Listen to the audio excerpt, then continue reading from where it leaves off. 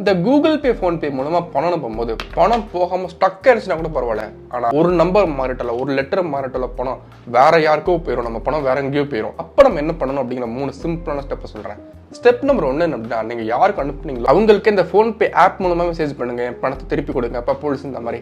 Suppose அப்போ உங்க பணத்தை திருப்பி கொடுக்கல அப்படின்னா ரெஃபரன்ஸ் நம்பர் ஒரு நம்பர் இருக்கும், நீங்க அனுப்புனதுக்கான அந்த ரெஃபரன்ஸ் நம்பரை யூஸ் பண்ணி பேங்க்ல போய் நீங்க கம்ப்ளைண்ட் ரைஸ் பண்ணணும். பேங்க் என்ன பண்ணுவாங்க அப்படின்னா, அந்த ரிசீவரோட டேட்டா எல்லாமே பேங்க்டே இருக்கும். அந்த ரிசீவரை கான்டாக்ட் பண்ணி பணத்தை அவங்களுக்கு கொடுத்துருவாங்க. சப்போஸ் உங்க பேங்க் இல்ல அப்படின்னா அந்த பேங்க் மேனேஜர் உங்களோட கம்ப்ளைண்ட்டை ரிசீவரோட பேங்கோட மேனேஜருக்கு மெயில் பண்ணுவாரு ஆர் இன்ஃபார்ம் பண்ணுவாரு. அப்ப அந்த பேங்க் பாத்தீங்கன்னா உங்களோட டேட்டா யூஸ் பண்ணி யாருக்கு போயிருக்கு அப்படிங்கறத கண்டுபிடிச்சு அவங்களை கான்டாக்ட் பண்ணி உங்க பணத்தை வாங்கி கொடுத்துருவாங்க.